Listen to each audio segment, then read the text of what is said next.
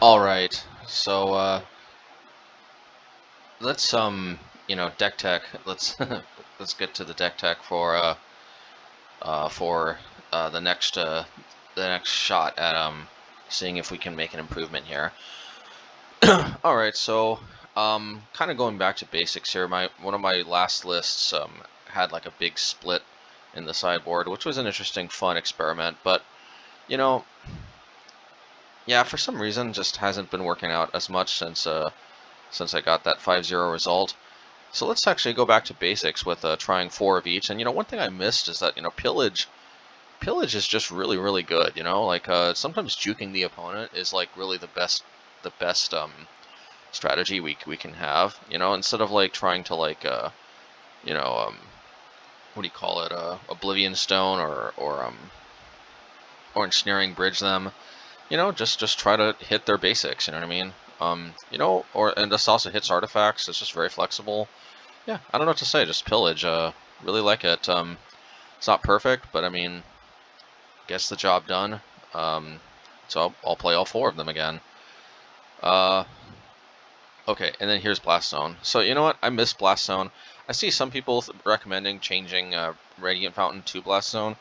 The problem is that in the main deck, when we're packing Blood Moon, oftentimes it just gets shut off by Blood Moon. Now, of course, that's also true for Den of the Bugbear and Fiery Islet, but at least, the downsides also get shut off. I mean, this comes into play untapped, and this and this no longer deals damage to me. So at least Blood Moon giveth and Blood Moon taketh away.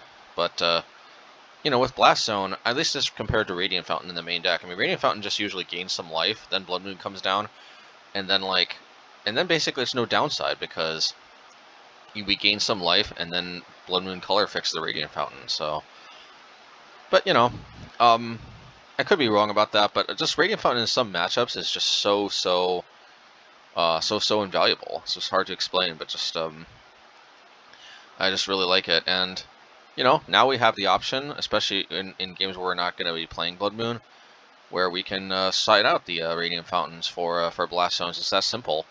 And Blast Zone is, should give us a way better game against Hammer Time, which is really sweet because that's all over the place. And I don't know why I didn't think of this earlier. Also Enchantress, it's not like a perfect solution to Enchantress, but it does give us more outs to that deck. Well, there's a little bit of a conflict because the only way we can generally beat Enchantress is with Pillage and Blood Moon and Magus, but maybe Blast Zone will turn that around enough. Because if we put this to 2, for example, we can deal with all those cards that grant Shroud. Or if we put it to 3, we can deal with those with Enchantress Presence and with Solitary Confinement. So I don't know. Let's give it a shot. Then Pyrite Spellbomb. Okay, the one question mark in my mind is whether or not these should be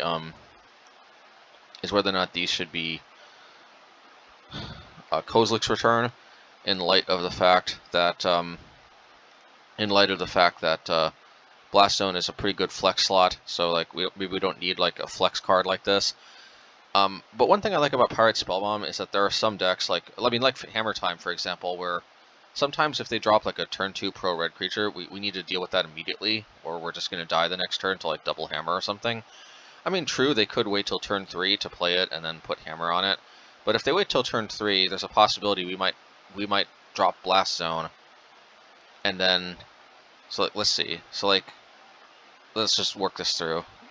Like turn 3, like their turn they play land. Okay, so we play land. Turn 1 we play land.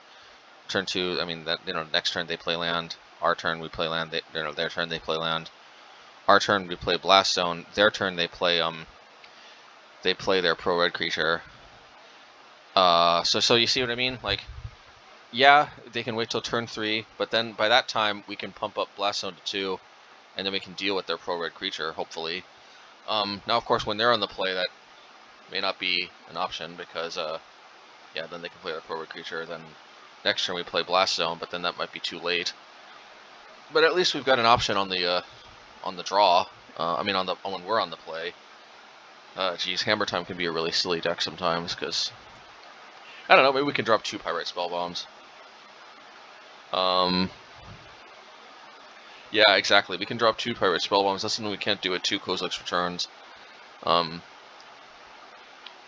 don't know, obviously, obviously it's really tough to beat Hammer Time's Nut Draws, but hey, with Pyrite Spellbomb and Blast Zone, there is actually a possibility, even, of beating Hammer Time's nuttiest Nut Draws, so that's nice.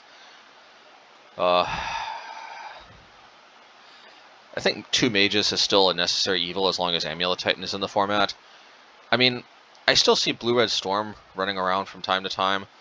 Like, 2 Kozilek's Returns are really nice to deal with, like, the Goblin Empty the Warrens, you know, Swarms tactic.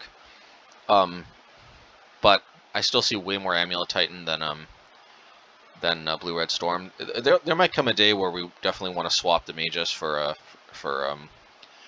Kozilek's Return, but I'm probably sticking with Pyrite Spellbomb for now. Well, I don't know. Let's get to the games. Let's see how this goes. I still like Relic in the main because I feel like one of the few ways we lose is by getting juked by Graveyard Hate. So I mean Graveyard base cards like Croxa.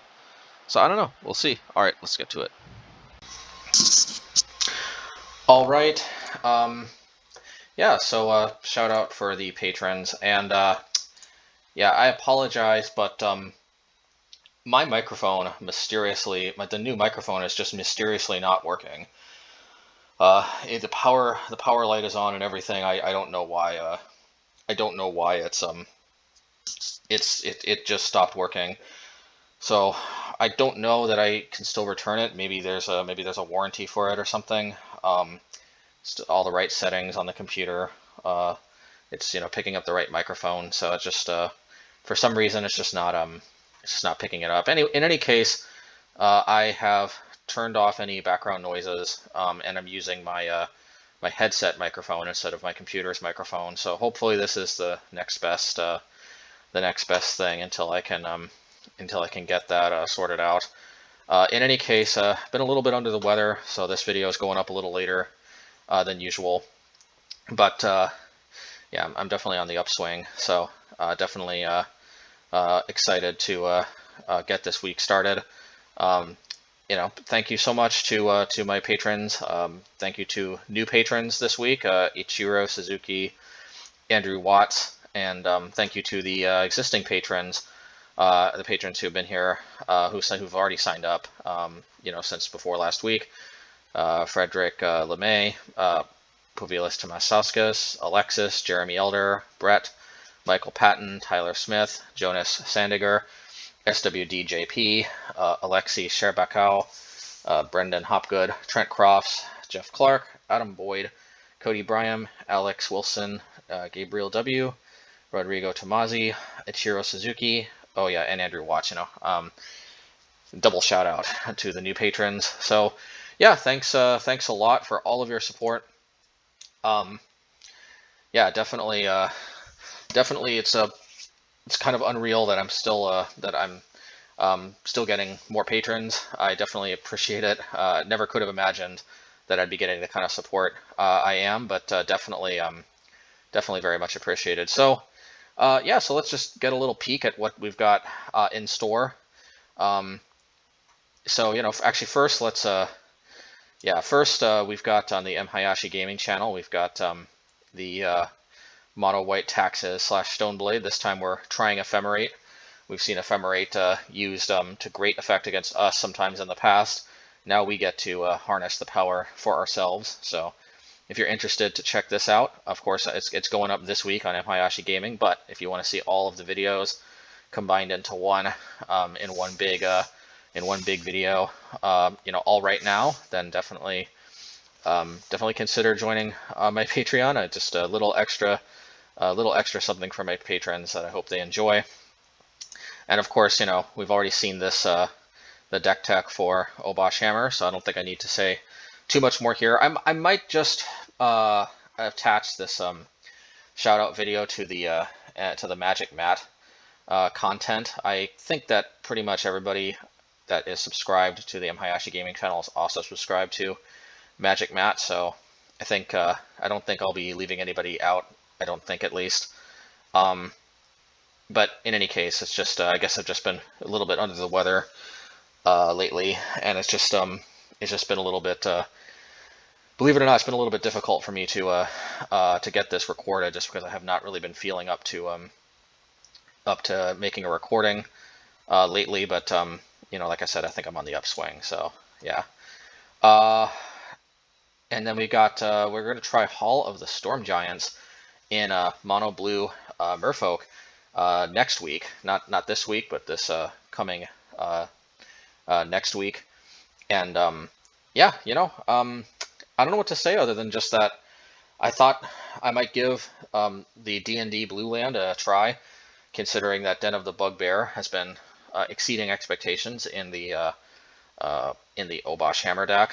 And although this costs 6 mana to activate instead of 4, it actually is still, it's actually not it's not bad. Let's put it that way.